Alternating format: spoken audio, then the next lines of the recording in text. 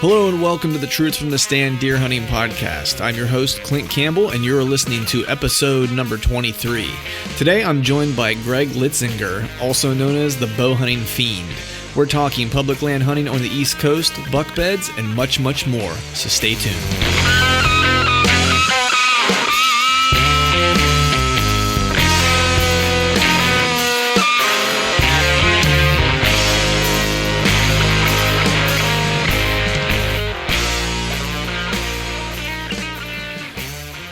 All right, welcome back to another episode of Truth from the Stand Deer Hunting Podcast. I'm your host, Clint Campbell, and today I am joined by Greg Litzinger, also known as the Bowhunting Fiend.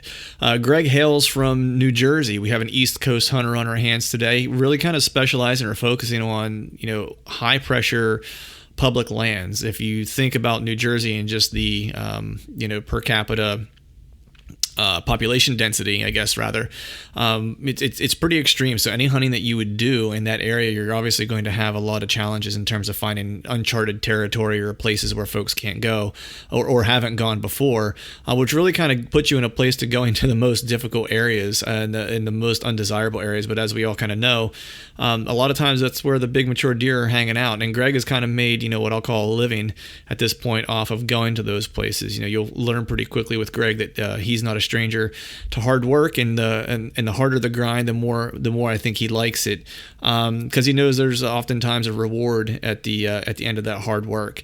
How I kind of ran across Greg, to be honest with you, was kind of just ran across him accidentally on Instagram. I saw a guy who was really kind of getting after it on public land in high pressured areas. And he was making videos and putting them on Instagram of his scouting trips and kind of taking you along scouts. And I don't know anybody personally who hunts New Jersey regularly, so I was just kind of curious as to what he was encountering. So I kind of followed his feed. He's a great follow on Instagram, and then I come to find out also that he has some videos of some really nice mature deer that he's managed to take on New Jersey public land. So, of course, you'll want to check all that information out here after the podcast. But, Greg's a great interview here. Really looking forward to sharing some information with you. One thing I will note as well is that, he has a propensity or a knack for kind of focusing in on buck beds, much like a Dan Enfault would. What's kind of interesting is that, I did an interview not too long ago with Dan, had him on the show, and they hunt similar terrain, but in different areas, so Dan's really kind of hunting, that, Midwestern Wisconsin swamp lands, but also hunting some hilly country. Greg's kind of getting after it in the same way around here, where he's hunting some swampy kind of ground. And obviously this area around Philadelphia, New Jersey is a relatively low lying, so you definitely get into some salt marshes and stuff. And Greg's hammering that kind of terrain, as well as kind of getting into some of the more mountain or ridgy type of terrain that we have in this part of the U.S. as well. So without further ado, I think I'll get Greg on the line. But before I do that, I just want to make mention that I did have a few technical audio difficulties throughout the interview. So please bear with me through a few of those. And before we get Greg on the line, I think we'll take a quick break to hear a word from our partners at Whitetail Institute of North America for the Whitetail Institute Food Plot Tip of the Week. And today, John shares a few tips to help when selecting a forage. When it comes to selecting a forage, you need to take a number of factors into account.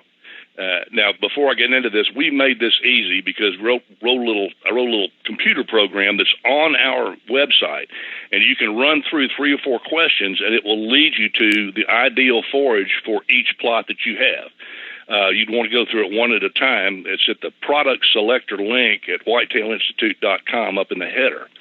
But the way I look at it is, what you're doing is you're putting everything you could possibly plan into a mental bucket, and you're running down 3 or 4 questions. And when you get to the end of those yes/no questions, you have the ideal forage or forages for that specific plot, the conditions of that plot, and for what you want that forage in that plot to do in the context of your overall food plot system. If you want it to be an annual for hunting or a perennial to be there year-round, all that gets into account. The first thing you look at is whether or not you can access the site with equipment. If you can, then you haven't moved anything from the bucket. You still have a full slate of options. If you can't get in there and till the soil to work up the seed bed, then it's best to go with a forage that is designed to flourish even without a lot of seed bed prep. We have ours are Imperial Whitetail No Plow, Secret Spot, and Bow Stand. If the first question I ask folks is, can you till the soil? If they can't, I put them right to those products. If you can till the soil, then you go to the next question. Are you able to, and will you go in there and spray a food plot for grass and weed control in the spring and mow it? Some folks don't have the equipment to do that. Other folks may live too far from their hunting properties, and they're just not going to do it. Well, if you're not going to do it, then the best thing is to stick with an annual, because that's something that you don't have to maintain. And if you don't control grass, especially in your perennial food plots, it'll take them over. So you've got to commit to do that. Then the next question is, what do you want that forage to do in the context of your overall food plot system? For instance, if you have a big plot that you maintain all the time as a perennial, and you have that in the center of your property, say, and you know where the bedding areas are, you could put stagger smaller annual plots for hunting season between the bedding area and the feeding area, the perennial plot, because the deer are going to head to the big perennial. If you don't hunt it, they'll start heading there in the evenings and heading back in the mornings, and you can hunt the hunting plots and do real well. All right, welcome to the Truth from the Stand Deer Hunting Podcast. I'm your host, Clint Campbell, and today on the show, I am joined by the one, the only, Greg Litzinger. Some of you may also know him as the Bowhunting Fiend. You may see some future nicknames coming up, like the Come Up Kid or the 25-year overnight success story that he and I kind of batted around the other day. But either way, I'm sure a lot of you are familiar with his work. He's a big-time public land hunter, gets the job done. He hails from the Northeast area. Super stoked to have him on. I know he's been kind of making the circuit, and he's in hot demand because this dude knows how to get it done on the high pressure public land, and super happy to have him here. So, how you doing, Greg? How's things going? Man, that's a good intro. I feel a little overwhelmed. Well, I'll be sure to underwhelm you here shortly. Don't worry. Okay. All right. Good. We'll level playing field. That's right. So I know, man, I've been following you for a little while, and I'm sure there's some folks out there that are listening that know a little bit about your background and so forth. But if you wouldn't mind, for those who aren't as familiar with who you are and what you do, if you could just give us a little bit of background about yourself, how you started hunting, where you're from, what you do for a living, those sort of things. Yeah. Lifelong Jersey, South Jersey resident. My dad was outdoorsman. Hunting, fishing, camping was pretty much in my blood at an early age. And we fished.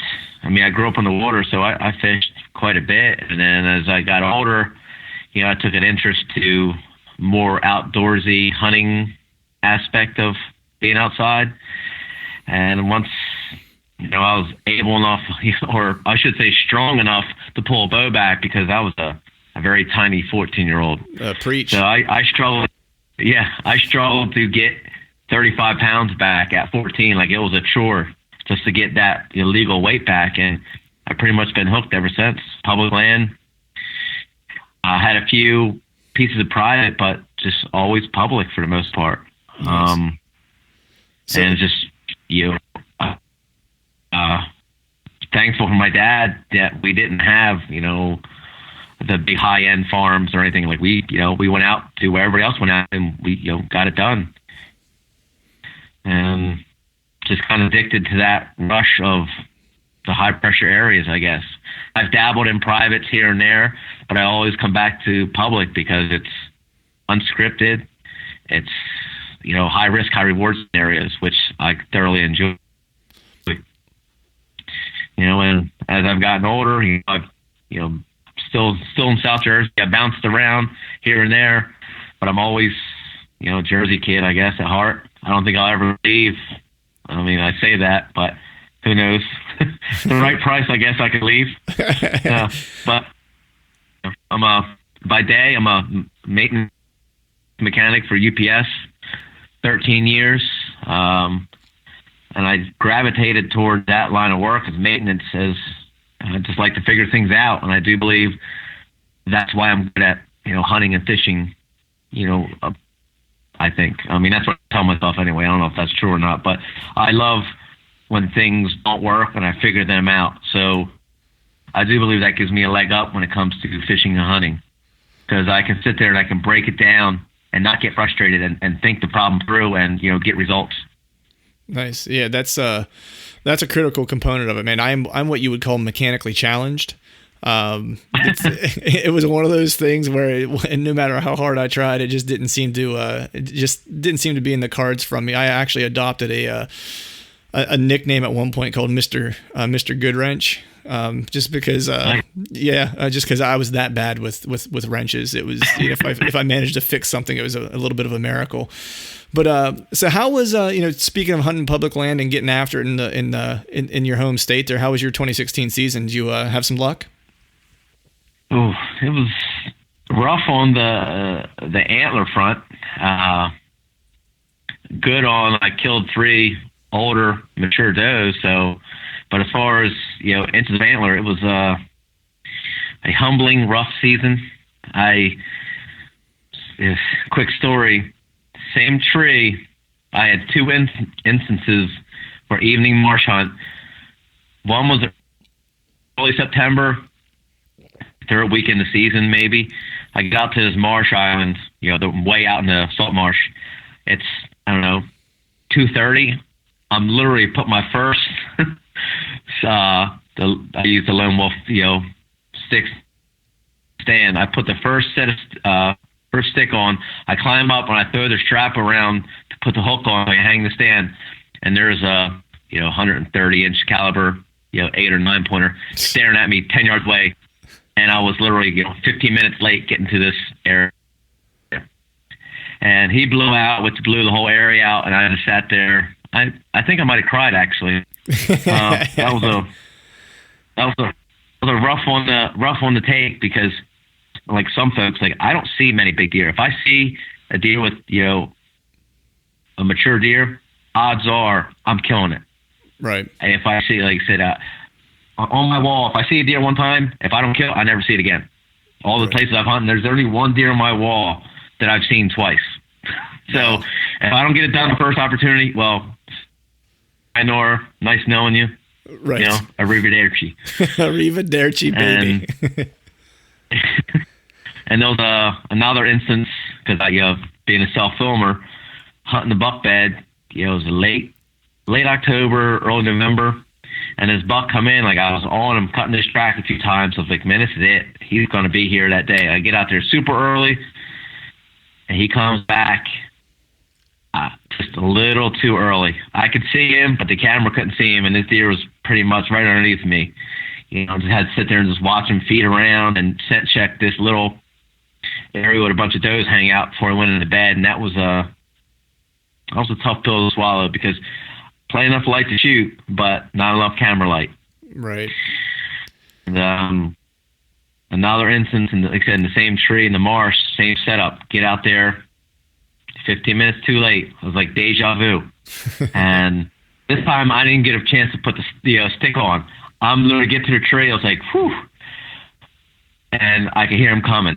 And I'm like, this is happening again. It's like Groundhog Day. I felt like Bill Murray in Groundhog Day. And I throw a stick on real fast. I get up, and sure enough, there, I seen he blew. And I seen bone running away. And, definitely a mature deer. I don't know exact. I didn't get a good look, but it was definitely had some decent time length, and that was pretty much it buck wise. Wow. Yeah. I mean, I can a lot of opportunities there that just kind of just talking about it right now. I bet, man, it's opportunities that just kind of slip through your fingers. But I say this, man, it's a lot of folks that hunt public land would be hard pressed to see one decent deer in a year, and I mean that's the one thing that I have noticed about you. It's you have a knack for just kind of finding those right spots. And it comes through, just by following you. It's like, I know this, it comes through hard work, preparation, diligence, and just putting your time in and grinding. And I think that's what, a lot of folks who follow you really appreciate about your approach. It's not given. It's 100% earned. And I think people really appreciate that. But, you mentioned you're from South Jersey, and that's, where you kind of spend a lot of your time. But are there some other states you hunt, or do you hunt predominantly the New Jersey area, or do you venture out to some other states? I hunted Kentucky for a few years back. Actually, before I bought my house, I did a lot of hunting. Before I became a homeowner, money was readily available for things. Yes. I hunted Lewis County quite a bit. Missed a beautiful 140 plus inch 10-pointer, which still haunts me to this day. Had that deer directly underneath me. It was so thick I couldn't get a shot. And by the time he exposed himself, he was like 40 yards, and that was long before I could shoot that distance comfortably. So I was like, you know what? I'm going to take this shot. I practiced 40 yards in the yard, and I just shot. It's like slow motion. The arrow goes, and I'm watching my white fletching turn. I'm like, this is really going to shoot right underneath of him. That was a tough one there. Really bitter pill to swallow, because he was literally, directly right underneath me, and I watched him for 10 minutes or so. That was a stinker there. But I went back there a few times, running some other bucks. But Kentucky it's a good state. A lot of good deer in that northeast corner. Nice. And I've hunted PA a few times, Delaware, New York, but pretty much just New Jersey. There's so much different terrain in New Jersey. I don't really need to go to another state to hunt. I can go up north, up mountains, go down to Atlantic County, hunt them salt marshes, or even, down Delaware Bay, hunt salt marshes, hunt the big woods, the little urban woodlots. New Jersey is a pretty good state just for the diversity. So, if I'm not tagging out, like if I haven't punched my buck tag, by October 30th, odds are I'm not going to punch one, because I'm a terrible rut hunter, that's for sure. Nice. So, I know, and the thing is that, just from following you, and I'd mentioned like how much time you put in, you might scout just from following your social feeds. You might scout more than absolutely anybody I've ever personally known, and maybe anyone I've ever seen. So how many properties typically in an off season, or just properties in general, do you scout during one off season? Do you have kind of like a ballpark number that you usually end up hitting? And two, this is kind of a two-part question, knowing that you're also a family guy, normal guy, full-time job with a little one at home and stuff, how do you manage to find time to spend that much time in the timber scouting? Yeah, I have my main properties I've always dabbled in, and I come and go on properties. I'll hunt a property hard for 2 or 3 years. If I'm not feeling it, I kind of move on somewhere else. But all in all, I probably have 12 different areas I hunt, have access to hunt. That's within about an hour drive. 45 minutes to an hour is my max, unless I'm going up north or something. I'll drive an hour, to go hunt some big woods, just because I feel like hunting big woods, I guess. I don't know. But right. I try, I'll scout an area hard for, hunt it and scout it for 2 years, and I kind of get bored of it unless I'm really on something, unless I've seen something where it's the signs just calling me, you have to hunt here, do not leave. Then, I'll stick out and grind it out. But with New Jersey, South Jersey, the pressure in areas also fluctuates. There's this thunder gut by me, it's, 4,000 or 5,000 acres. It gets hit hard by everybody. But certain areas get hit hard and it just dies out. And if I know an area is going to be quiet, I'll go in there and put some time in, and then if pressure comes, I kind of back out and move on. Because if anybody's hunted long enough, a deer, they really don't pressure too much. Right. They'll take pressure. They're born in pressure. They don't really know anything else but pressure, but there is pressure, and then there's heavily pressure. There is 2 forms of pressure, because we get hikers, bird hunters, rabbit hunters. So it fluctuates. If I a lot of human pressure, I back out and go somewhere else where I don't have to worry about, all right, is this guy blowing deer out? If this guy, walking through that bedding area, because a lot of times people walk through bedding areas that they don't even know they're bedding areas. Right. You're like, how come I'm not seeing any deer? Next thing you know, you see boot tracks all over the place, and these people are just marching right through a spot where a buck might be bedding, and you're like, oh. And I can't get mad at them because they probably didn't know it's a buck bed. Right. So it's and we here in Jersey, we allow baiting, which is rough. Right. Because deer don't need to travel very far if there's food, every couple hundred yards. I mean, deer, they're naturally browsers. I mean, they'll eat sticks. They don't need food, they'll eat literally dry sticks. Right. But if you got food, every couple hundred yards or every, 3 bait piles every quarter mile, well, does don't need to move, which in turn the bucks, well, why do I need to move? Right. So it adds a whole nother wrinkle where you get, set up on quite a bit. I was having a conversation with the guy at work, and I mean, that happened a half a dozen times to me this year. Get set up, and light comes, and you're like, oh, there's a ladder standing bait pile. That wasn't there, 2 weeks ago, but it's there now, and it's like, oh, time to go somewhere else. Right. Yeah. So, I mean, what's your take now? I know that you're kind of experiencing it just from, kind of walking in and, New Jersey allows baiting, but what's your kind of feeling or take on baiting? Do you have like a personal, opinion about it one way or the other? I'm not a fan. There's a politically correct way of saying it. Right. But I do believe, I guess it serves a purpose if you have the facilities to do it like public. It doesn't really serve a purpose, like for me personally, because from what I see, like there's button bucks. I mean, this is a button buck. It's a few months old. He will cut a track, the human or my track. First thing he does is look up in a tree. Now, mind you, this deer is a few months old. He smells any type of danger. He's looking up in a tree. Mm-hmm. Good Lord, that deer gets 4 or 5 is going to be untouchable. Yep. Like because I see it firsthand, and most people say it now with cameras. They're out there, every week, dumping bait, checking cameras. I mean, they're really stinking up that area. They got 1 stand or possibly 2 stands, and they're coming in a half hour before light, leaving, pretty much 15 minutes after light, and it can make a difficult situation even more difficult. Right. But like I said, some people they work a lot, so I can't really fault somebody for baiting. And I know some guys that kill some big deer over bait. I mean, some hammers, but they do it, I guess, in a more efficient manner. But for me, I wasn't raised hunting over bait. I knew, like I said, God bless my father. He's at a young age. I knew how to age tracks. Deer sign. Deer droppings. Look for the subtle things that people don't really do now, because people see buck sign now. First thought, put a camera. I'll come back in a week. Well, I don't have. For me, that goes against everything that I was kind of taught growing up. Like you don't really take the easy way out. You figure it out.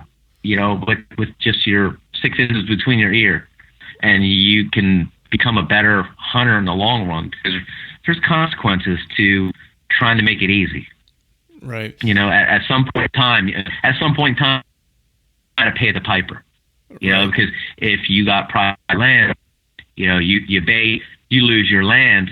Now you got to go into the real world or a different scenario where there's a lot more pressure people. You're not going to get the same results as you did when you had your 500 acres to yourself. If you're on a 150 acre track with 5 guys, yeah, good luck with that one, dude. Right. I'll just go take my chance on I'll take my chance on the 2,000 acres of public. Right.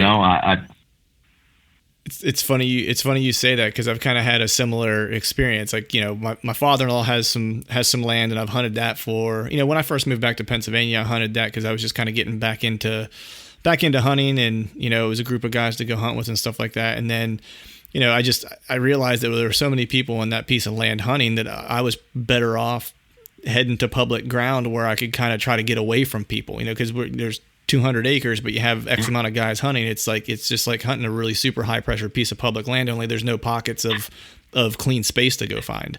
So I was kind of in that similar situation. So I ended up going to Ohio last year and hunting public land I'd never been to before.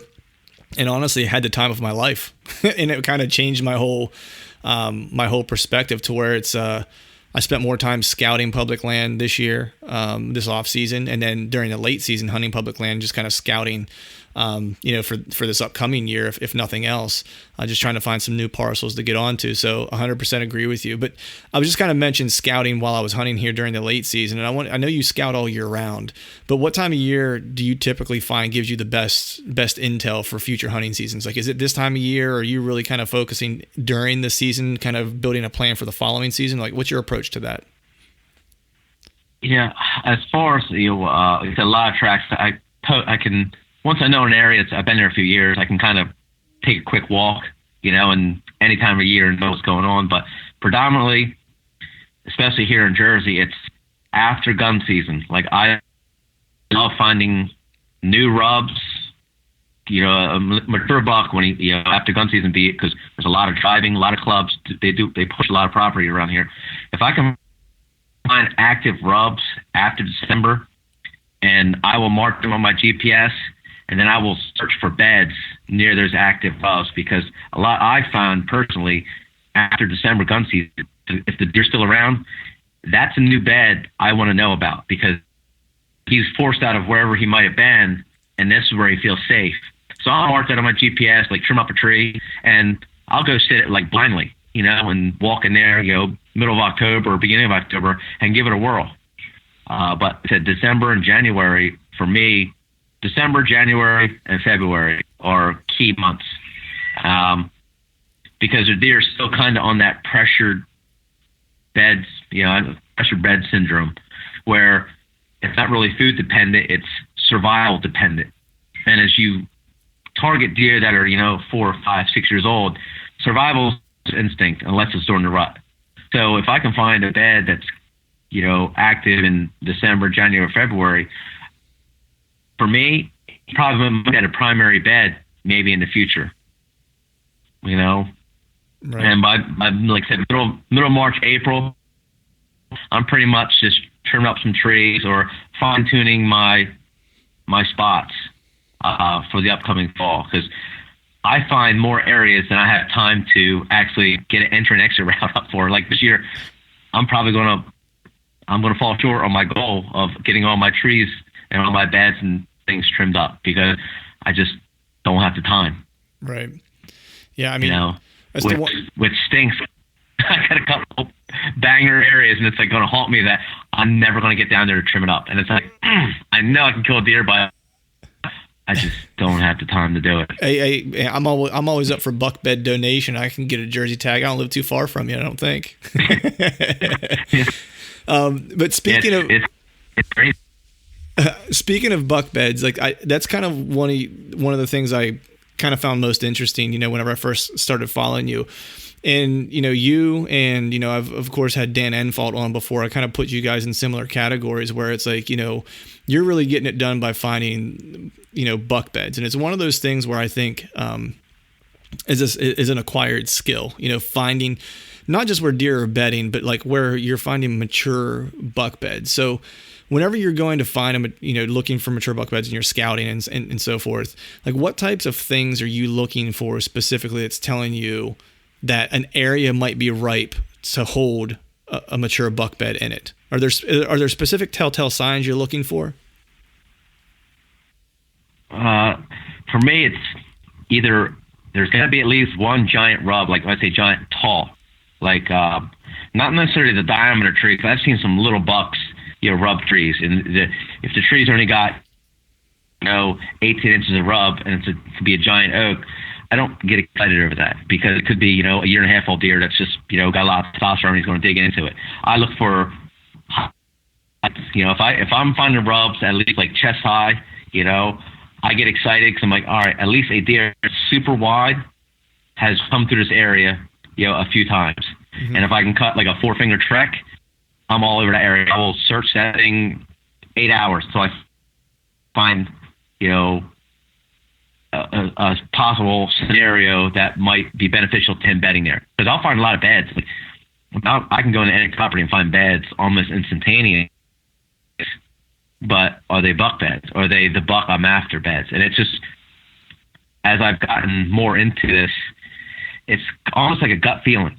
You can look at a bed and be like, yeah, it's just not it. It doesn't call to me like, yeah, this is it. You look for, the depression, the dirt, the hair. There's got to be big tracks, and big droppings also. If I find big droppings outside of I get excited.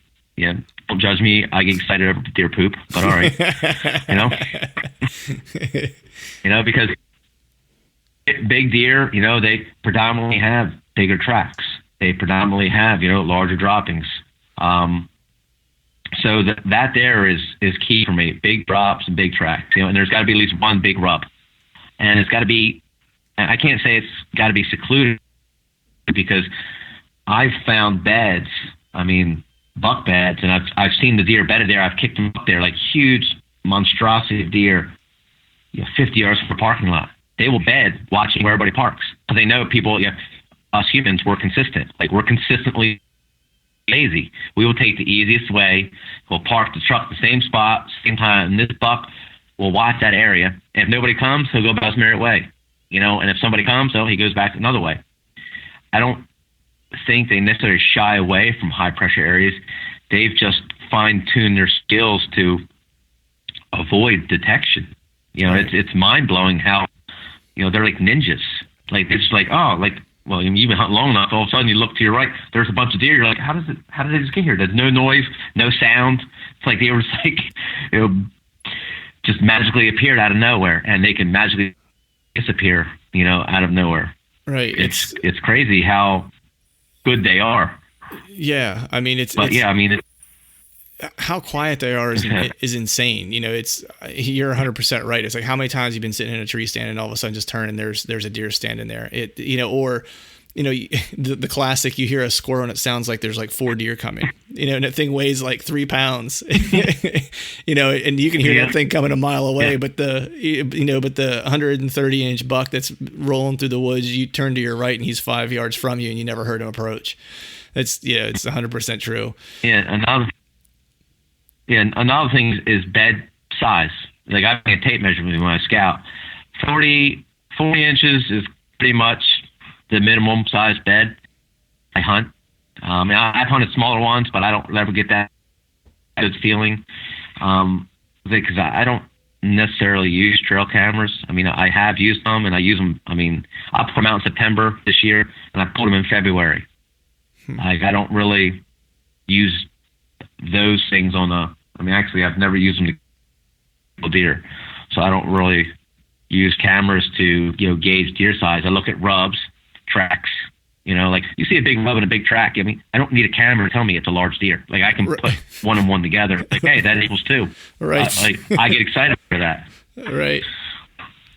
So. But yeah, I said bed size, large, tall rubs. And there's got to be some other telltale signs. If I find some bushes, there might not be any trees. Like in the marsh, there might not be any trees. But if I find saplings, that are, the size of my thumb, just snapped, 20 off the ground, that requires leverage that a little deer can't do. So I make sure, I mark in my GPS and I try and get back there and search that area because, bushes that are destroyed, that to me, that's just, that is the best sign I find. Right. So what about, I mean, I know that, I were texting back and forth. We were talking about the marshes that you get into and you hunt and scout. And I definitely want to hear a little bit about your approach to that and what you're kind of looking for. Cause to me, that's something completely foreign. But what about, I know you also hunt some hill country and some ridges and some steep areas and stuff like that. So what are you looking for specifically when you're hunting that type of terrain, when you're in hilly or or near like a river where you're hunting that, up the steep side of a river bottom? What types of things are you looking for? Where are you finding buck beds in that kind of terrain? Like I'm a little bit different than most guys that hunt hill. Like, 'cause here in New Jersey, like, if there's any type of point or any, you got a finger that comes off, odds are there's a hiking trail. So the bedding isn't going to be there. I find a lot of bedding by finding, get up to that upper 1/3, and, it might fluctuate here or there, but you'll find a side hill trail, and you'll find like the rub lines and scrapes are normally in that general vicinity. And I'll find an area where 3, 4 uphill trails kind of come up within 50 or 60 yards. And a lot of times there'll be a bed within, eyesight of where these trails kind of come up. And that is just from, years of doing it, like actually stumble upon an accident, like, just walking the ground. Because like the ridges I hunt up here, like the mountain, it's pretty much just a straight mountain. It runs, southeast to north, or southwest to northeast. And there's a few little points, but not much terrain break. It's pretty much like straight up and kind of straight down. And there's not a lot of, terrain variations. But I find all these beds, in just weird places, where a lot of uphill trails kind of meet. And I think it's just where a buck can look and see, what's coming up the trail, either, predators or females or humans or whatever it might be. I've scouted like land in PA, and it's more, typical points with no hiking trails. And there's, you find those beautiful mountain beds. It's just like perched up right next to a tree. It's down the dirt. It's got depression. He's got, the perfect drop and come up, from, beneath him. You got, one entry and one exit. Like it's beautiful, but a lot of spots in New Jersey, it's not so. It's, you look at it and you're like, I can't believe they're doing it this way. And and maybe it's from pressure or I don't know, but they bend a little bit differently than you would think, that I found in other states like Kentucky.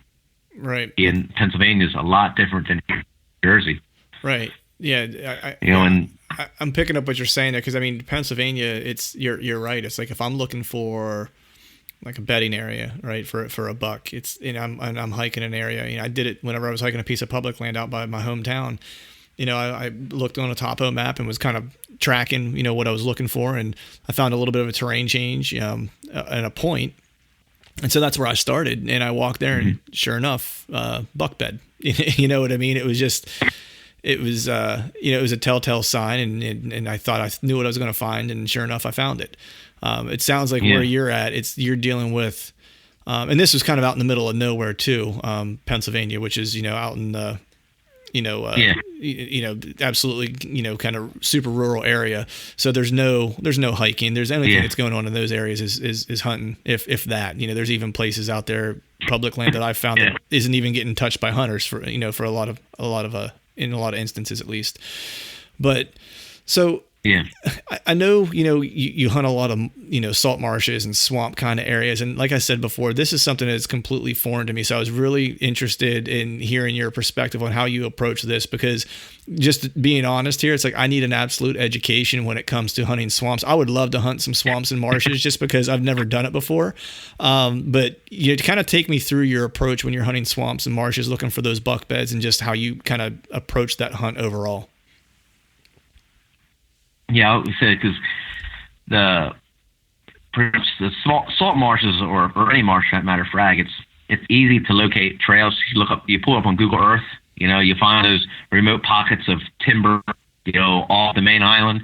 And if you zoom in enough, you can actually see the deer trails. You see them real wide and, some really faint. And just find those remote pockets that it's either difficult to get to, it requires a lot of, like, if it requires knee boots, odds are other hunters are going to hunt it at some point in time. So I look for spots where high tide is going to come. I need hip waders, or even possibly chest waders. And that's just, high tide deters a lot of people. They don't want to get their stuff wet, stand, clothes. It gets on your clothes. The stench, that salt smell, it's hard to get out. So a lot of guys worry about, stinking up their set, their clothes and their fancy bow and arrows and stuff like that. So for me, if it's hard for people to get to, I'm all about that. Right. Be it distance, I got one spot. I got about probably a half-mile walk, like through, knee-deep swamp, slushy salt marsh. And early season, the bugs are so bad. You hate life.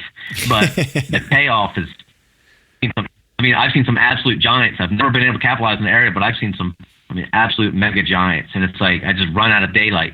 And it's like, even early season, that buck he doesn't move until it's dark. Like sooner or later, he's going to slip up and I'm going to be there. I'm like, hey, surprise, I'm here. But yeah, just, either some type of waterway, big ditch, or distance.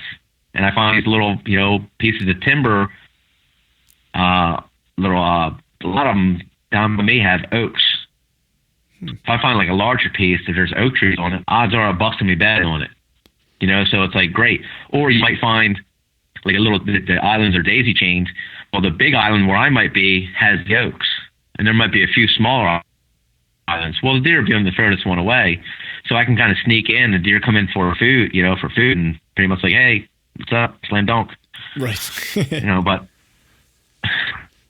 Nice. So in my mind, that's how it works, but odds are it doesn't really work all that well in real life. But I know, right, man? It's like our best laid plans. They always seem to blow up in our face. Exactly. In my brain, the plans work perfectly, and then reality hits, and it's like, what just happened? How did that deer get behind me and blow? I don't understand. Right. Yeah. Exactly. What are you looking for buck beds there? Like, where are you finding buck beds in those areas? If you're talking hill country and you're kind of looking at that classic 1/3, up the ridge. I know that you're saying in Jersey, it runs a little bit differently just because of the terrain and maybe it's the pressure that's causing them to kind of bed a little bit differently. But you're still looking at that top 1/3, which is pretty. I think a lot of people are kind of used to that kind of approach, or that would be something that people would kind of feel familiar with. But when you're talking about salt marshes, right, it's like you don't have that terrain change to kind of guide you. So what are you looking for in a buck bed when you're talking about those marshes? Yeah, just isolated little patch of islands. It could even mean just I found them I found deer bedding on muskrat mounds. I found them bed in the weirdest places. I've seen them bed actually. I've seen bucks bed in, low, just a tidal, like the tidal mud, like right on the edge of the thing. Like they'll just bed down in it because it's warm, or guess. I don't really know. Like they will bed in the weirdest places. And sometimes like the quintessential, the last island out, well, there'll be a sand on there. Somebody's coming in by boat, or somebody's actually making that trek in the morning, which I don't even know how that's possible without blowing out every deer in the world and getting to it. But right. And it'll just be, they are very good at avoiding detection and knowing what people do. And I've said, they just bed in weird, peculiar places.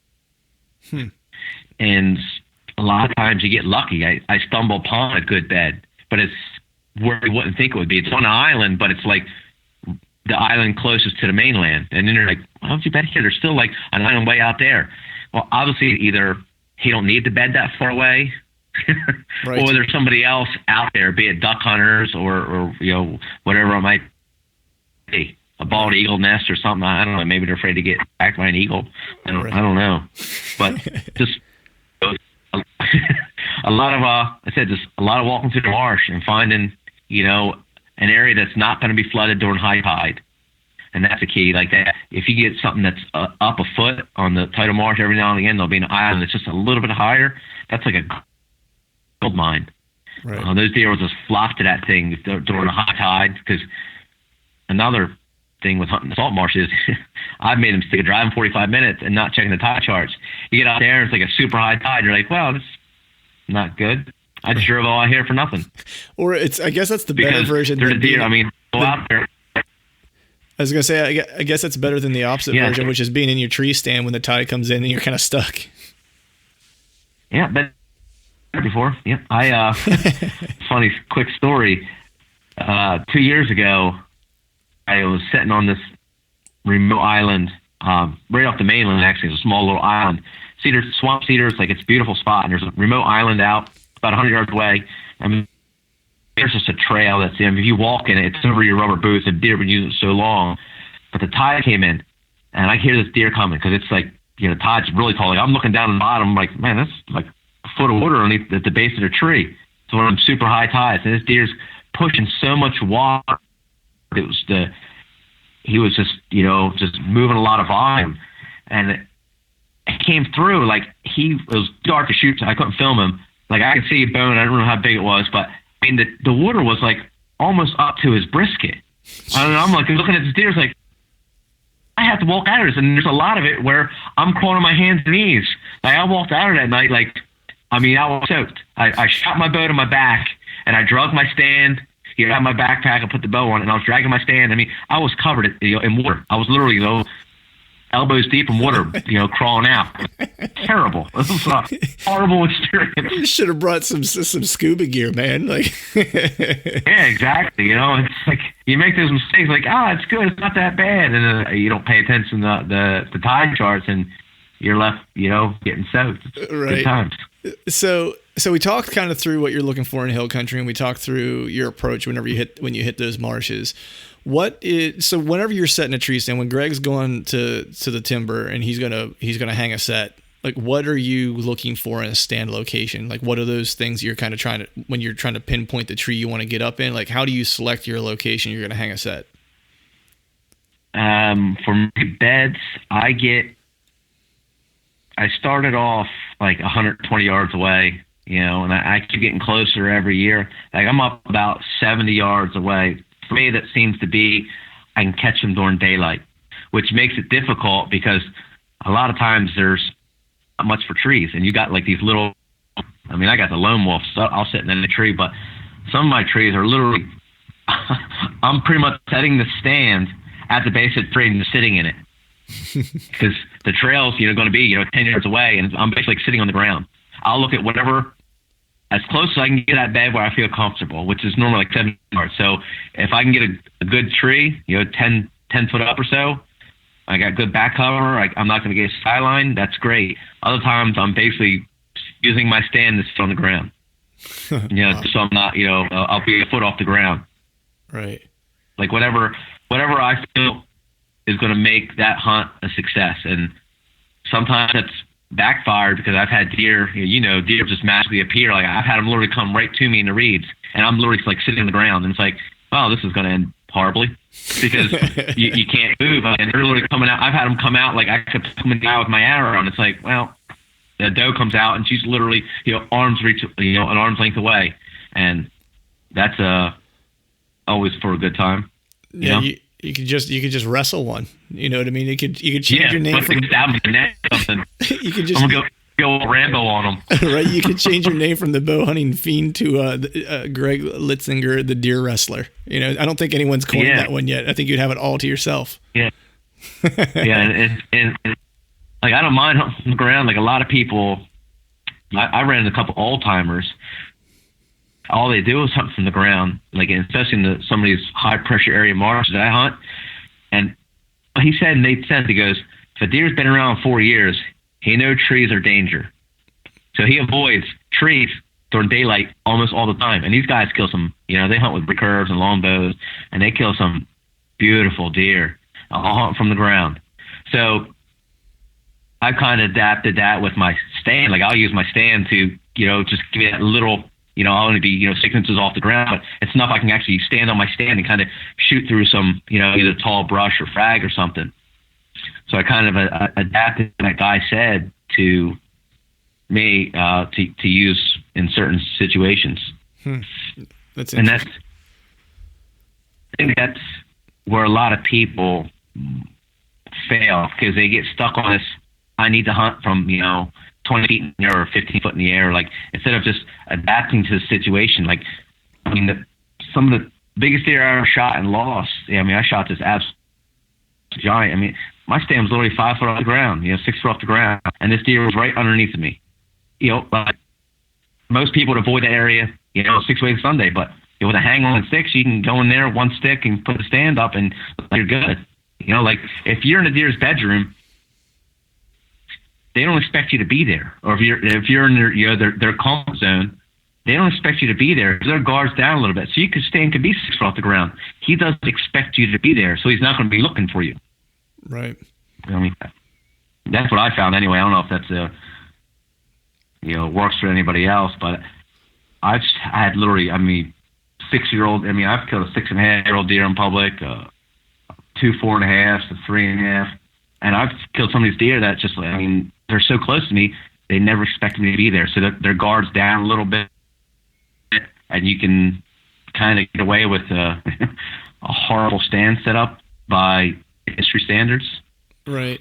Yeah. I think the point there really is just, what you said just a few minutes ago, which is adapting to whatever has to happen in order to put you in a position for success. I think a lot of times, I think you're 100% right, where a lot of times people get hung up in having to do certain things certain ways because that's the way they've always done them, or that's the way someone else has done them and had success. It's like you really kind of need to take every instance and every situation as a unique opportunity and figure out what works best in that situation. It's like if you can't get quite as high up and I kind of had to learn that the hard way myself, which was, I adapted it a little bit this year and it paid off for me. I just, I was still up in a tree, but I got up to where I thought I needed to be, that I had some back cover. To your point, it wasn't as high as I would typically go, but it seemed I had the best breakup and the best cover at that elevation, so that's where I stuck. And I was bulletproof in that set where I couldn't, I had, to your point, I had deer walking right underneath my stand, and I probably wasn't any more than maybe 10 feet off the ground. You know what I mean? Like 12 would have been the max, but it's I've been guilty of getting caught up into doing, I got to get 20 feet up in the air or whatever. And some of that comes with some of the areas that I've hunted where it's, deer do look up trees. So I need to try to get up to where I have a little bit of breakup underneath me and stuff like that. But the area where I kind of lowered my stand, it's like I knew the deer weren't going to be on as alert or as high alert, so I could get away with a little bit more. But so I was curious, man, like, all your approach and everything to how you hunt. Do you ever pay much attention to moon phase or barometric pressure or anything like that? Before we talk moon phases and barometric pressure with Greg, let's take a quick moment to hear a word about our partners at Exodus Outdoor Gear. Today we'll hear from Exodus customer Chris Affelstad. Chris shares what he feels makes Exodus stand above all other trail camera companies. What I like best about Exodus as a company is the customer service side. They have a great product, and I think that's a starting point today in the business world and in such a competitive industry of hunting and the outdoors world. You have to have a great product to even survive. But then on top of that, the owners of the company are very responsive. So the first time I wrote an email, I heard back from one of the owners immediately, addressing my concerns and answering my questions. My mom bought me my first camera as a gift, and so I had to help her, walk her through the process of she's buying it but shipping it to a different address. And they were very helpful, and they were invested in me being successful as a hunter. And so that's, one of the biggest parts is and helps them stand out above the rest was that they really wanted me to do well. And then on top of that, just the camera's awesome. I was running 4 different cameras on one property, and I went for my first pull in the spring, pulling that first card, it's like Christmas morning, and I had 3,000 pictures that were all amazing quality on my Exodus camera, and I had 400 pictures on another camera that wasn't very far away, and the quality just wasn't as good. So, it was very clear that I got my money's worth. And that, my friends, is an Exodus experience. If you'd like to learn more about Exodus trail cameras, visit them at exodusoutdoorgear.com. Also, be on the lookout for the new Lift Mark II camera launching soon, and be sure to use the promo code TRUTH for a 10% discount on your next Exodus camera purchase. And now back to the show. The moon phase it's so important for me. I can, every deer that I've killed, like every bigger mature deer I've killed has been on a moon day. Even before I really knew much about the moon, I go back and look at the dates and it's like, and you mentioned Dan earlier, I knew about the moon. I've tried the moon guides. It wasn't until, I stumbled upon Dan's, how he used the first light, last light, overhead, underfoot, that it kind of changed when I hunted a little bit. I'll take my days off for moon days, I've scheduled vacations for moon days, and I don't have any scientific data to back it up. I just have, a lot of nice deer in the wall to back it up. And it's science to me, man. It's good. and it works, and I can't explain it. Like I said, I'm not a scientist by any means, but whatever it is, because I know, like in fishing, girl fishing, the moon definitely plays a part in the fish bite. So maybe it does with the animals. I don't know on the scientific level, but I have quite a few deer in my wall that can will vouch for the moon phase when hunting, specific buck beds does pay off.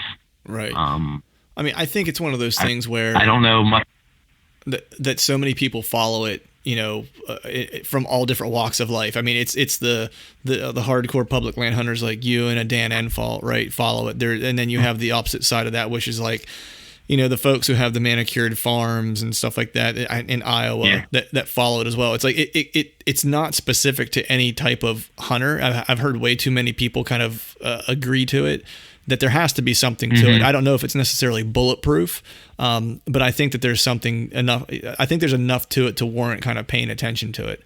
I experienced it once, but I'm terrible with paying attention to that type of stuff. Like that's one of those details where I have to get better at like watching.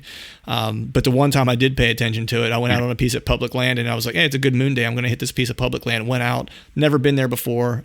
I scouted it once, I guess I should say, found a tree I liked and went back, climbed it on a good moon day and saw 3 bucks in an early season. It was like September 19th or something like that. So that kind of sold me to a degree, and then I just never paid attention to it after that. So that's probably my own fault. But I know, you had mentioned earlier, when you're scouting, like you're looking for droppings, you're looking for tracks, to cut a track to kind of tell you what's going on. If you see big rub, big track, big bed, 1 + 1 + 1 makes 3. You don't need to hang a trail camera to be able to tell that. So I know that you're kind of an old school guy when it comes to that kind of stuff and relying more on your woodsmanship to get things done than technology. But I'm curious what your opinion is of the amount of technology that is used in hunting today, especially whenever you don't necessarily come to rely on it. I think it has a place. Like there does, for me, there has to be a point when enough is enough. Like I was saying earlier, like there's always consequences to your actions. If you run like on public, a lot of guys run camera and they have a lot of pictures of deer they never see. 2 a.m., 3 a.m. And I never understood it, but I guess I grew up in an era where we didn't have those things to use.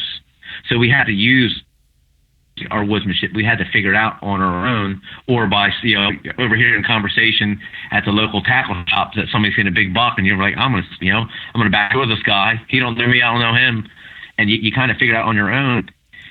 But cameras and technology, I guess they do have a place, at this evolution of hunting, I guess if you call it. If you're not using certain piece of technology, I do believe you're going to get left behind. I mean, we got Google Earth, amazing stuff on our cell phones now. Like there's so many things available to us. But I do believe with the cameras, if you use them correctly to learn, which a lot of big name guys, well, I don't say big name guys, but guys that kill a lot of big deer, they don't put a camera out over a big pile, to learn deer behavior. If you use cameras to learn deer behavior, I'm all for it, because you become a smarter person. Like I hung 3 cameras this year for the first time. I actually run cameras like all season long. I put 1 up on a rub line and 2 up over scrapes, primary scraping areas or scraping areas, and they pretty much sat there. I didn't really check them. I walked through the area. I'm like, all right, not much going on. But I learned so much from the cameras as being out there by deer doing what deer do naturally, without human interference, without scent being put out, without food, minerals or anything. And it would take me years. Like the things I learned this year from those little bit of cameras, I didn't learn in 25 years of hunting. So they do serve a purpose. If you can learn to use them in a way, you become smarter. I'm all for it. Like I'll run a few more cameras this year. Same thing. I'll put them in different areas on rub lines, outside of doe bedding areas, and to see what kind knowledge I can get. We'll go through the pictures, because you can learn, pictures tells us, what's that, picture is worth 1,000 words or whatever. Right. Whatever that thing is. Right. And you can learn a lot. But I do believe people use them for the wrong, they don't use them correctly. They use them because they want to know what deer, they're trying to timestamp a deer over a bait pile or over, a dripper or a scent thing. If you take that food out and that scent that you're putting out, that deer's not going to be there. So you're not really learning. So you're really hurting yourself in the long run. Like you're that short-term gain for a long-term loss. Right. Yeah. Mentality.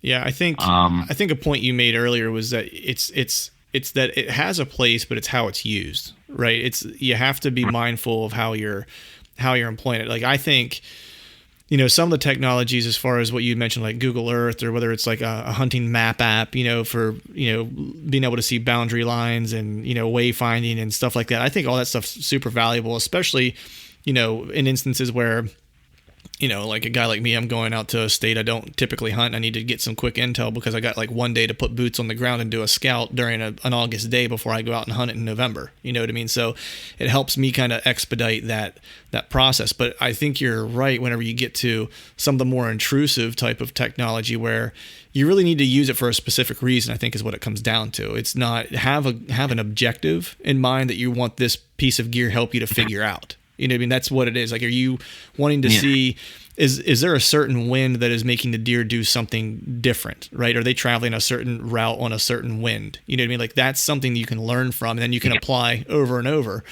So I think it's kind of setting your objective, and getting the most out of it. It's, folks who put, out, whether it's cameras or whatever, and they incessantly check them. I mean, they're doing way more harm than they are good to themselves. It's a valuable tool if it's used right. It's kind of like bringing a hammer to fix a car. It's like great tool, wrong application.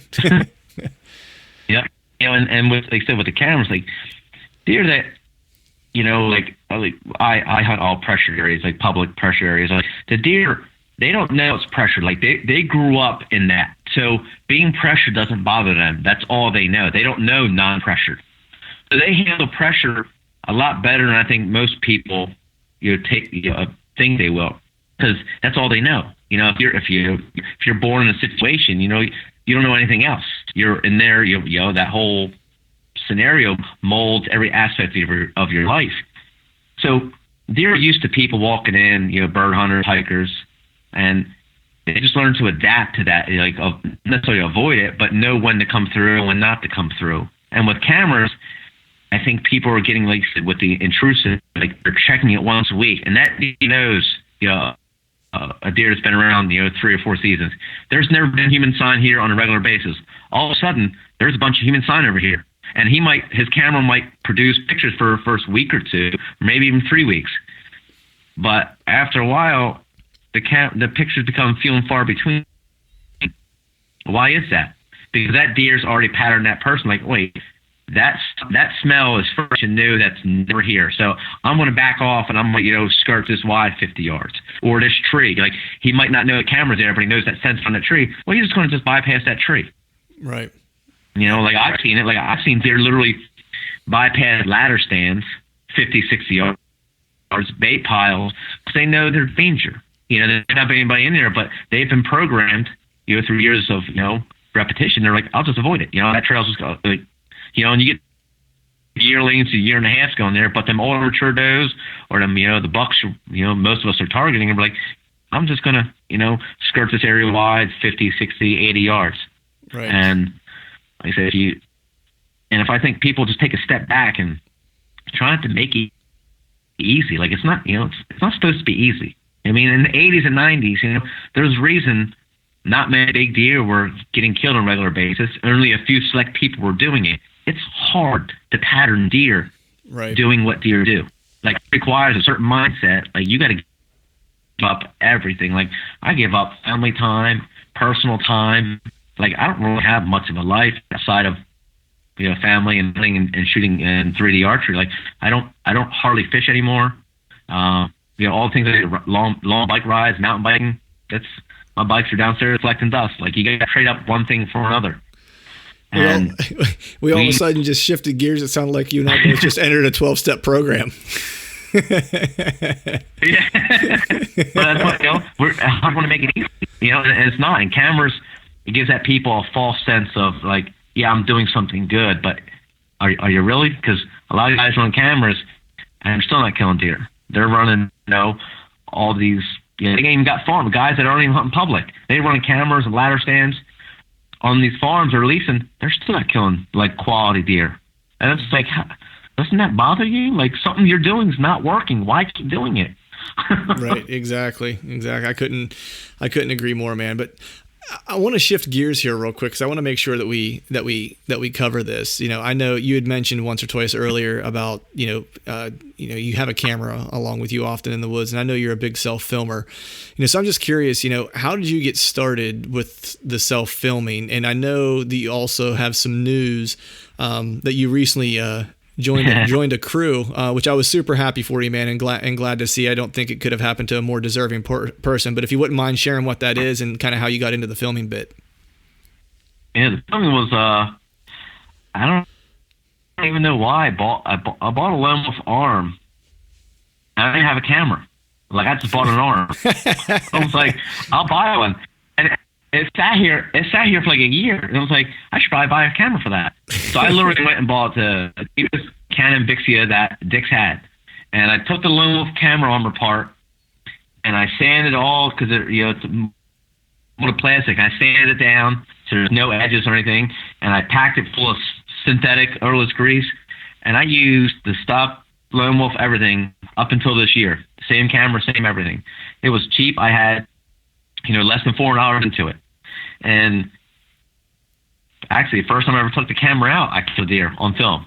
And I thought it was the coolest thing in the world. I was like, this is so amazing. Replay it for my friends.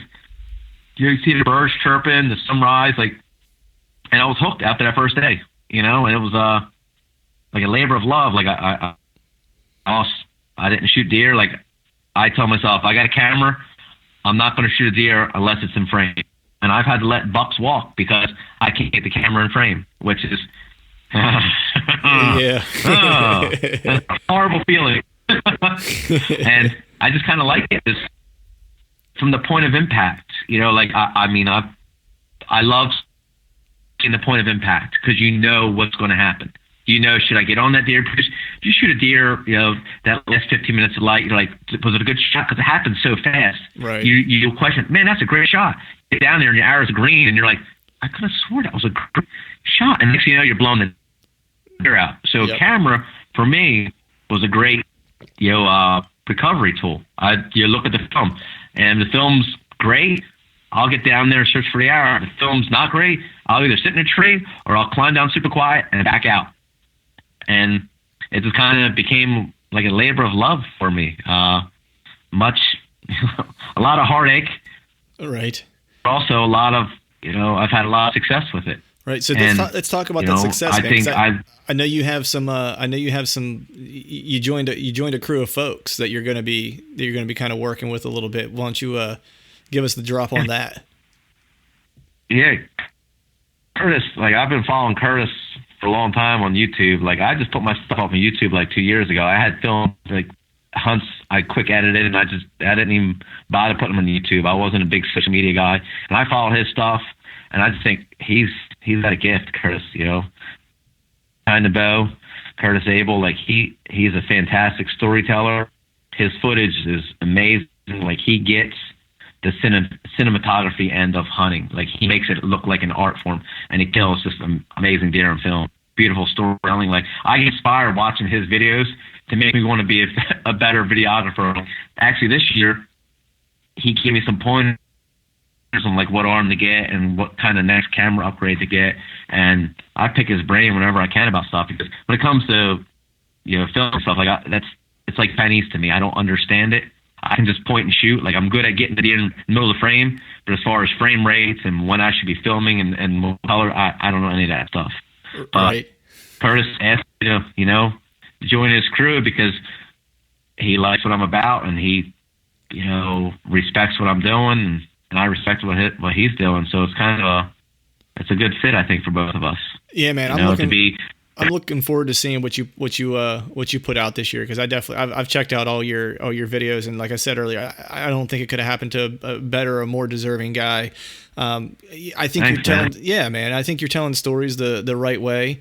And I think it's interesting because I think the industry overall, you're seeing like a larger move or push to this, YouTube or social video content where people are more interested in that point and shoot kind of perspective, because you look at some of these big, what I'll call celebrity hunting shows, and I think some of them do a good job, but I think there are some that are still kind of behind the times a little bit when it comes to look, like, guy shows up, gets in stand, shoots 180-inch deer, end of story. It's like that's not real life. That's not what most people kind of go through. Yeah. Most people go through climb in stand at 0 dark 30, sit all day, see one deer, climb out of stand, go home, work all next week, get back in stand on Saturday. Like that's the real story. You know what I mean? And I think guys like you kind of bringing that to life, having success, is I think it's important for the integrity of hunting, to be quite honest. And so I don't think it's just entertainment. I think it's a valuable learning tool, and kind of sets a standard for what people should aspire to in terms of their hunting and their ethics and their ethos as they approach the sport. I think you represent it the right way. So thank you for that. Oh, thanks, man. That's like I said, it's weird. Social media is a weird thing. Like, I avoid it like the plague. Because you see all the negative parts of it, and for me, I didn't think I didn't deserve special recognition because I didn't do anything special. To this day, I don't think I've done anything special. But to hear people like you and people tell me, I inspire them to go out and learn and grow and make mistakes. It's okay to not kill a deer. Like, some guys, they have this stigma. They get killing deer on film, and they'll kill a 1.5-year-old deer. And then they'll say, well, it's not the deer I wanted, but I got it on film. That drives me up a wall. Me too. If it's not what you wanted, don't shoot it. Like, I've gone 3 years without killing a buck. Yeah. I didn't see the buck I wanted to kill. I've shot some doe, but I got no one to please. I didn't compete with myself, so I'm not putting out content so some guy I'm watching go, man, this guy is cool. I'm putting out content that is me. Like, whatever I post on social media, like, that is me. That is not. I'm not doing it so people think, oh wow, he's a pretty rad dude. I'm doing that because that is me to the core. Like, I'm not I'm not in for the if you're getting the hunting fame and fortune, you're getting in the wrong business. Right. Not only that, the wrong line of work or whatever you might want to be. Right. Yeah. Because there's money to be made, but. I was just going to say, hunting's one of those jobs where it'll make millionaires out of billionaires. Yeah, exactly. What I mean? For love. Like, yeah, exactly. And two people will sell their soul for that little bit of attention. Yeah. And I'm not about that. Like, I got a good job. Like, I'm not doing this to, if I can make money out of it, great. But statistically speaking, I'm not going to make money out of this. I just do this because, well, it's what I enjoy doing. Right. Yeah. It's what I like. It's funny. I follow Randy Newberg. He's a big Western hunter. He's got a pretty good, he's a pretty good digital platform TV show that he has out now. That's great. It's a lot of elk hunting and, kind of big game hunting, more the Western type of bit. But, he said his TV show, his wife always tells him it's the best job he's ever paid for. And I was like, yeah, it's 100% true. I was like, it's just kind of a labor of love, man. You gotta be kind of crazy about it, and you gotta love it, and and it rewards you in different ways. It doesn't have to come in forms of dollar signs. It's the time you spend in the timber, I think, is it makes you a rich man or a woman in terms of your soul. If I have anything to say about it, at least that's kind of like what I think. But speaking of Western hunting, man, I wanted to make sure we touched on this. I think, if I'm not mistaken, we're both prepping for a Western hunt this year, right? Oh, yeah. Southwest Montana, elk. Nice. So you're prepping. So what are you doing to get ready for? I did see a funny picture of you on Instagram where you might have packed your pack a little bit full for an outing the one day. So what are you doing to get ready for the terrain and the altitude? I said I've spent years snowboarding out west. I spent a lot of time flying out west, so I'm used to a little bit of altitude. I've had altitude sickness. I've definitely pushed it pretty far up in Utah and some of those places. So I don't want to make that same mistake again. So I've been just hiking with weight, and the best advice I can give somebody is get a pack that fits you. I have a midget torso. I have a 16 and a half inch torso, and it's hard to find packs that fit a 16 and a half. I'll spend $800 on a pack. Right. I've had to make a mistake. I bought 3 packs before I found one that fits me. So thank goodness to that, because it makes carrying weight way easier. Nice.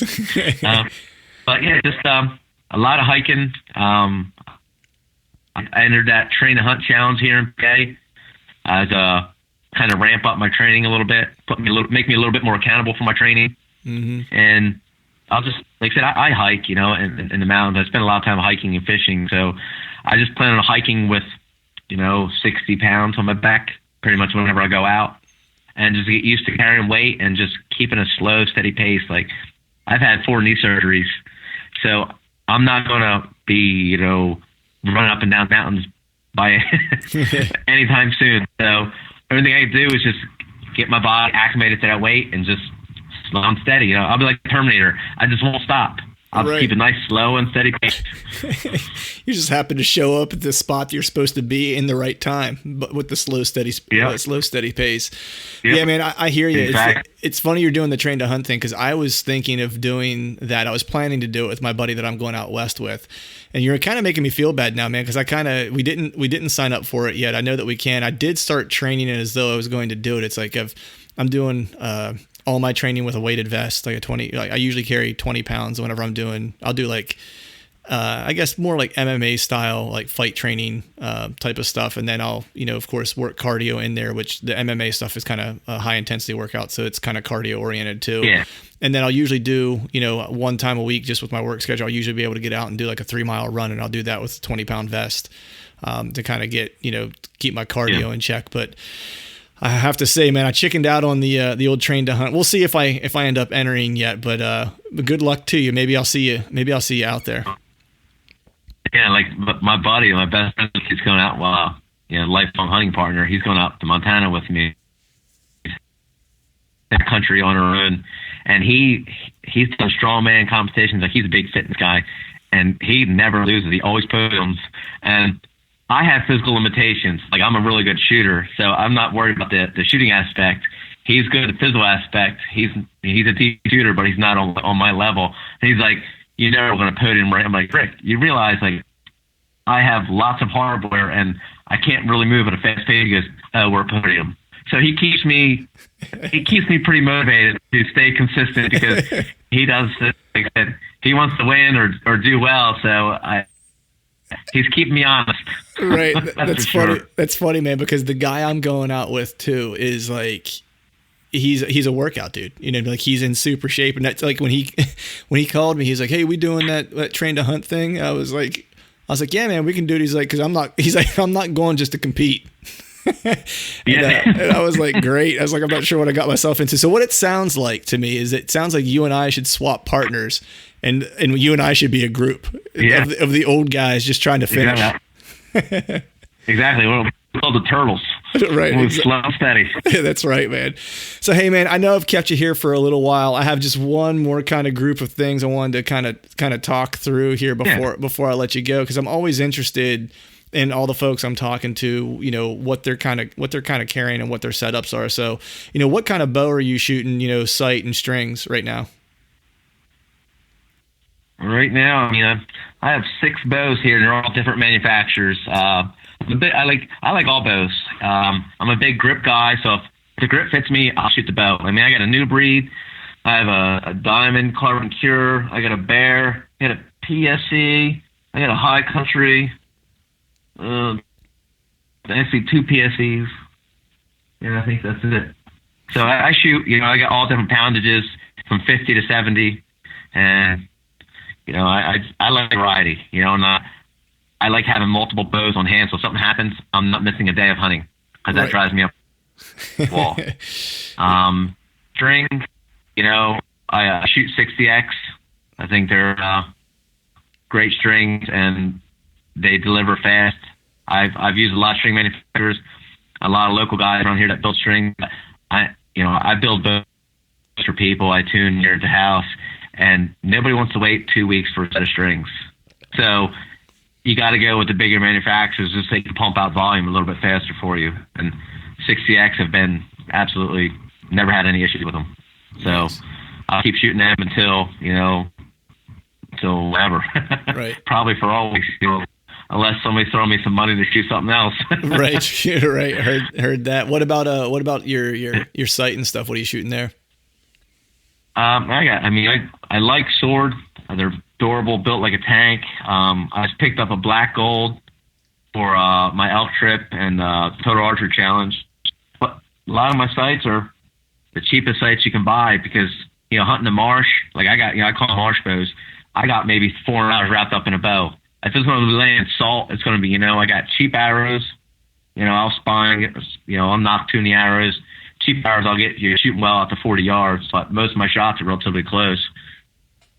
Right. So I call throwaway bows, Ain't no sense of having a $1,000 bow you're going to drag through either frag or salt so it gets destroyed, Right. I'm not about that life.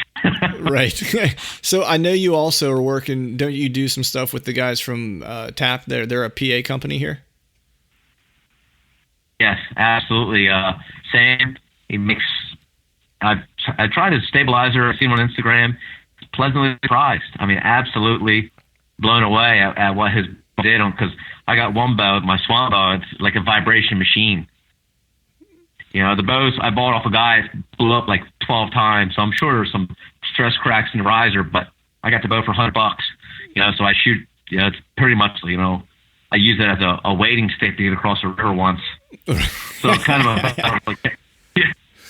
I don't care much about it, but I put that stabilizer on. It was like, wow, this bow handles a lot better. Doesn't feel like it's gonna vibrate out of my hands when I shoot. And him and I, we just bull crapping back and forth. And he asked me to be on his team and some input. And here we sit. He's been good to me. His product has been, I got him on all my bows, 3 sets of his bars on my bows. And I can't be happy with them. Nice. I've been trying to align myself with smaller companies.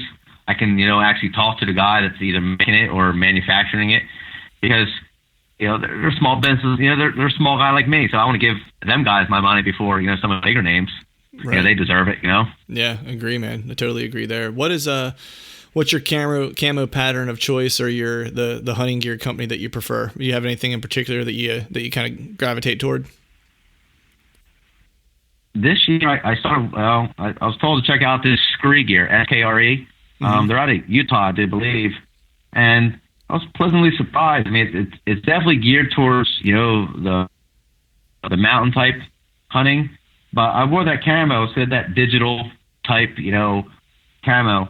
And even in the swamps, in these 6-7 foot off the ground, I literally had deer look right through me, which is weird because the cameras sometimes don't really match the tree I'm on. But whatever it does to the human outline, it's that digitized pattern.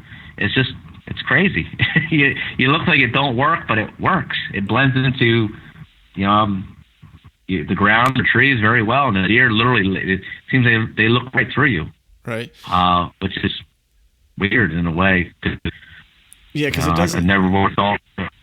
Yeah, it doesn't look like it would work. I remember whenever I first kind of saw some of the digital stuff coming out, I was kind of like, yeah, man, that's not going to work. But I agree. It's like I've worn some of it and have had the similar experience where I've had stuff just kind of look right through me, which kind of blows your mind. But so what? I'm sorry. Go ahead. Yeah. No, go ahead. What'd you say? No, I was gonna say, I know we were talking about your bows and kind of how you set those up. So what are you looking at for broadheads? Are you a fixed guy or are you a mechanical guy? I do both. I've had great success with both, and I prefer fixed. In the reeds, I got to shoot through some cattails and stuff. I prefer heavy arrow with a fixed blade. I've shot them all. Tricks were always like my go-to head. And then this year, I started shooting the RAD, the Radical Archery Designs, fixed blade, the 4-blade Madman, and it's one hell of a broadhead. Right. So like I said, they're not a small company by any means, but they make a great product, and the price is fantastic.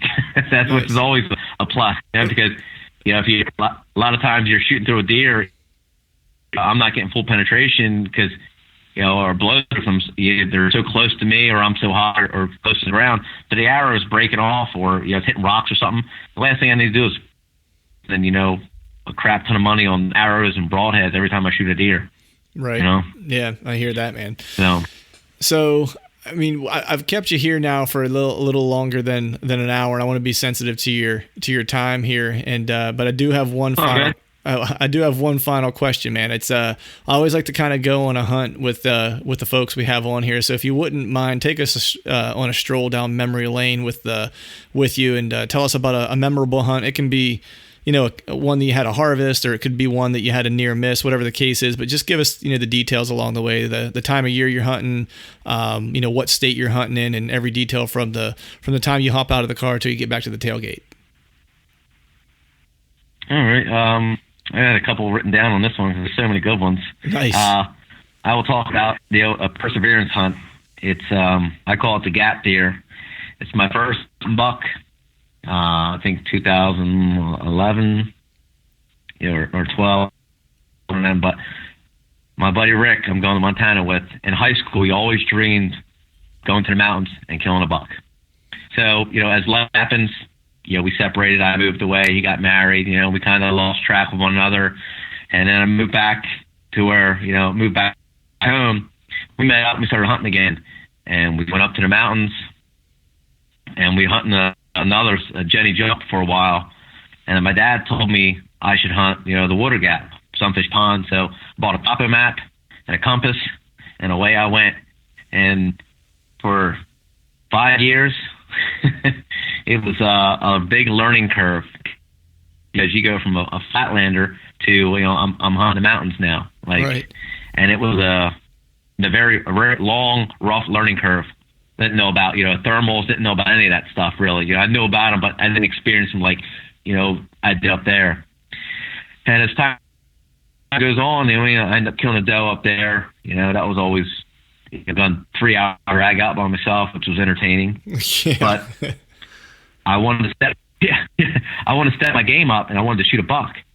And so I started, finding those, really targeting buck up there, and learning my craft, honing my craft, I should say, fine tuning it up there.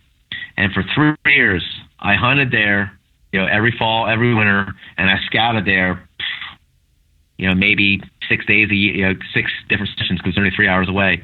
And for 3 years, I didn't see a deer. I didn't kick a deer up. I didn't see a deer. Nothing. Wow. And that fall, I killed that. I was working 2 jobs at the time, and I called my buddy up and was like, "Let's go to the Gap on Saturday."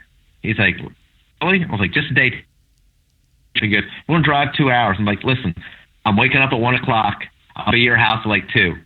We're gonna do it."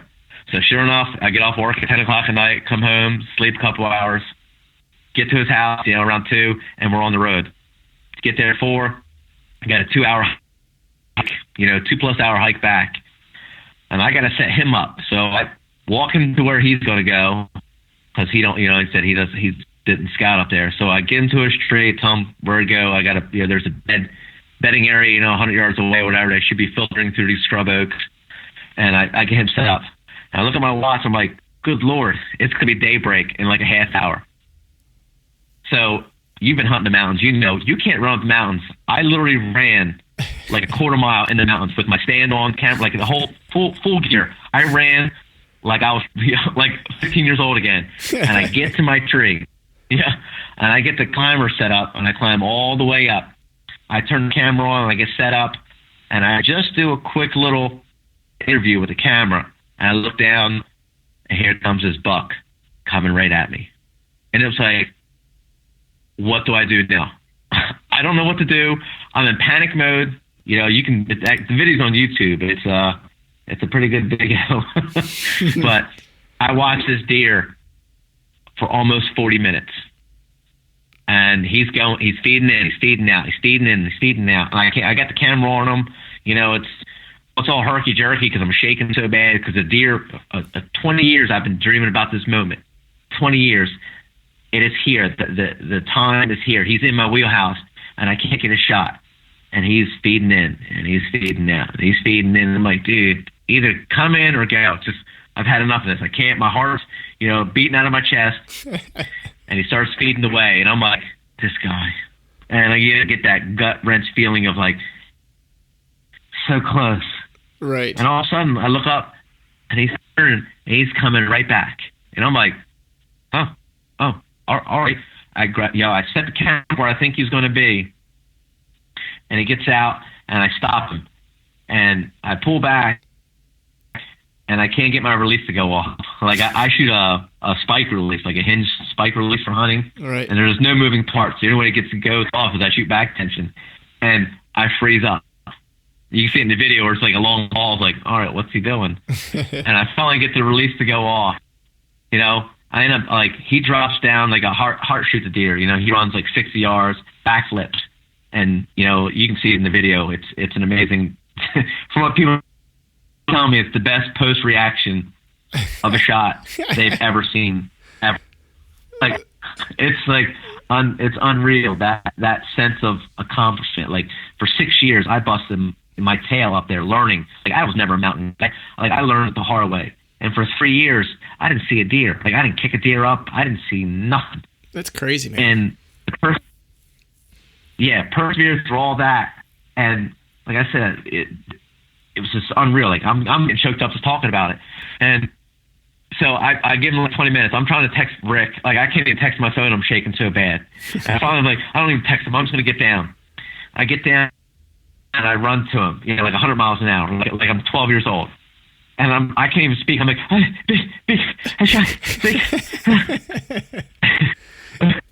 and we walk up to it, and Ricky's like, oh my God. And he's like, you did it. And you can see it all on film, but it was just such a surreal experience. Like my lifelong hunting, best friend, partner, we've hunted almost since the beginning. He was there when I killed my first deer. I was there when he killed his first deer. I was there when he killed his first biggest, and now he's there when I killed like my biggest deer to date. And it was just the greatest feeling in the world. And to drag that toad of a deer out took us 5.5 hours because we didn't have call. I don't think we had call check-in, but I was going to get him mounted. Neither of us, we've never caught a deer before. So we were like, we're dragging this deer out. Right. Talk about pain. And then Ricky's a big dude, he's doing a train hunt. I mean, he's strong and he's built like a tank. I'm not. So, like, at one point in time, I literally had no grip strength. We take a belt, wrap around my hand, wrap around his horns, and I'm basically dragging, just because I got no grip strength left. And on that, like, on the Appalachian Trail, we had people from Iran, China, all these people stop and take pictures with me and my deer. So me and my deer are worldwide. Like, we got women in full head-to-toe burqas. You're just seeing their eyes. They're taking pictures with me and my deer, and they thought it was like the coolest thing. And nobody gave us any slack for being, hunters and stuff. Everyone was so gracious and grateful for what, because they asked me, if it died fast, and I showed them, where the entrance and exit was, and I had people, shake my hand, people hug me, some of the Chinese, the Oriental people. I mean, they were like bound to me. Like I got so much respect for what I did and what I was doing, and it was like a surreal experience. Like I'll probably never have that rush of emotions in my entire life when it comes to hunting. From the 20-year dream finally realized to dragging that deer out and getting respect from complete random strangers from other parts of the world. It was a lifetime hunt, never be experienced again. Man, that is, and that was probably go down. Dude, it's unbelievable. Yeah, like that. Yeah, man, that's and that's one of the best. I'm just still choked up thinking about it now, like all the good times. And that means that deer was aged at 6.5 years old. And if you ever hunted the Wood Gap, it's Orange Army Central. They drive it, they push it, hikers, everybody. And to kill a deer that's that old, and that type of terrain is a whole nother, that add a whole nother wrinkle to the mix. Like I'll never top that deer. I can kill a 190 deer. It'll never top that deer at 6.5 and heavily pressured mountain buck. Right, man. That story is, that's one of the best hunting stories I've ever heard, man. And what is super cool about that is just like, is the perseverance, the work that went into it, doing it all the right way. And then on the drag out, you like you were a great ambassador for the ambassador for hunters. You know what I mean? Like that's the image.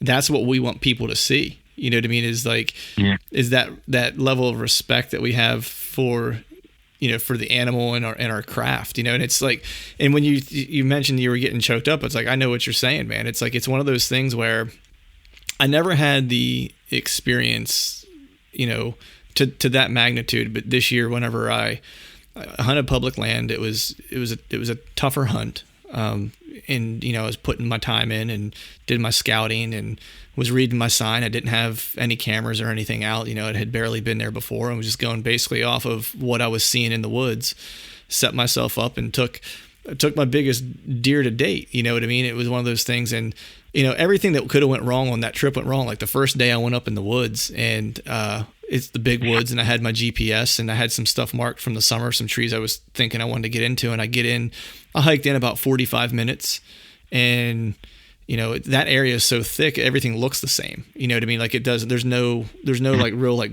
like, hey, go to this stump and turn right. Like there's just a ton of stumps because it's an old strip mined area. So it's like there's just a bunch of down trees and a bunch of stumps and just briar and brush everywhere, and it's like a wall of brush. And so you get in there and get turned around, and it's like everything looks exactly the same. And I walk in the dark, and my GPS 45 minutes into my hike in dies. Like it must have been in my backpack for like a day and a half. And so I'm standing there trying to figure out how to find the tree that I was supposed to go to. And then it went from that to like, I got to figure out how to try to get out of here. You know what I mean? I managed to find the tree that I was trying to find, but it took me a while. And then the next day I go to start hiking in, and my headlamp dies on my way in the morning. And so I'm crawling through brush on my stomach trying to find my tree in the dark. And like, it was just one disaster after. There was something else that I did. I don't remember what it was. Like the third day, something else happened. It was just like every hunt, something went wrong. And then I got the biggest deer that I ever got and made like the best shot I might ever make in my life. And I was driving back with that deer, and it was just like, I don't know. Like I saw like the most amazing rut activity during that trip, to where it was just like, I was just super thankful that the deer gave me an opportunity to just be part of their environment for those days. You know what I mean? That I got to witness that happen, just, their natural environment. Like I was a participant, not just an observer those days. And it got to me, you know what I mean? And I think that's what, and hunting should be like that, man. It should touch you, more deeply than just releasing an arrow and pounding beers with your buddies. It should touch you a little bit more deeply than that. Yes, it's got to be, taking the life of an animal, it's not a game by any means. It's not a sport. Killing is not a sport. Like, it's not a game. And this day, like when people call hunting, it's a sport. It's not taking the life of an animal. It's not a sport. Right. It's not a game.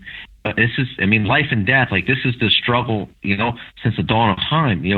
Predator-prey type relationship, and you need to respect the animal. Give them the utmost respect, because that deer or animal, whatever you're hunting, they're going to give you their best because they want to survive. Like they're ingrained in their DNA to survive. They're at all costs. 3 legs, getting shot in the neck. They're going to survive. Yep. That animal, in my mind, deserves the same, because that animal's going to give me 100%. It's not going to give me 110. It's not going to give me 90. It's going to give me everything it has, 100%. Yep. And for me, that animal deserves that in return. Yep. It drives me crazy when people downplay it. It's not the buck I was after, but it's a buck, so it's good, or it's smaller. That drives me up a wall. Like, don't shoot or don't kill something if you're not going to give it the proper respect that it deserves. I 100% agree with that. It's totally disrespectful, to everybody, to the animal, to Mother Nature, to image as a hunter's image, your own personal image for that matter. Right. Yeah, man. So I mean, I think with that, man, I think it's a good place to kind of end, because I know that I have a lot of respect for how you get the job done. I know the folks out there that follow you have a lot of respect for how you get after it too. You represent all of us the right way, and I appreciate you doing that, and I know that you'll continue to do so. But also want to be respectful of your time here this evening, and let you get going. But if you wouldn't mind, man, let some folks know, is there anywhere that they can find more information out about you, or follow you and just kind of watch you through your journey? Yeah, like I said, Instagram, Bowhunting Fiend, and the YouTube channel, same name. So it's not the best it's not the best filming and editing, but the deer is the center of the frame. So it's very, I think it's very well for the equipment I'm using, and it's real. It's not fake. It's not scripted, and just I'm trying to work on a Facebook page. But as I said, I'm not a big, when it comes to social media, I'm kind of virgin still. So that's all I got. YouTube, and there's some scouting videos and how I set up some hunts, how I set up some marsh hunts, some mountain hunts. Yeah, man. I definitely encourage everyone out there. Content. I was going to say, I definitely encourage everyone out there listening to hop on and follow you on Instagram and YouTube. You're a great follow on Instagram. You put up a bunch of great videos of when you go out and scout and watch things. And there's when you're scouting, looking at new, for new sign or new buck beds and so forth. And you do a good job of kind of bringing people along on those trips. And you always add a little bit of humor into it too, which is always nice. It's nice to see folks that don't take themselves too awful seriously. You know what I mean? So I do appreciate that as well, man. But I do appreciate you coming on, man, and spending some time talking deer hunting with me. It's been a blast, and I'm sure we'll connect again soon. And I might have to have you let me tag along on one of those swamp scouts one day. Oh, your door's always open. Awesome, man. I'll definitely hit you up on that, brother. All right, folks, that is a wrap for today's show. Just want to thank Greg for joining me. Be sure to check Greg out on Instagram at bowhunting_fiend. He's a great follow. The guy's always getting after it, even in the off season. He puts out some great scouting videos on Instagram. And of course, you can watch for videos coming from him on the Behind the Bow YouTube channel as well. And before I get out of here, I just want to make sure to thank all of you for tuning in, and be sure to subscribe to the podcast via iTunes, Stitcher, and Google Play. And if you're liking the podcast, please leave us a 5-star iTunes rating. We'd be very much appreciative of that. And finally, I need to give a big shout out to our partners at Whitetail Institute of North America, Exodus Outdoor Gear, and Lone Wolf Portable Tree Stands for helping us make this podcast happen. And until next time, we'll see y'all.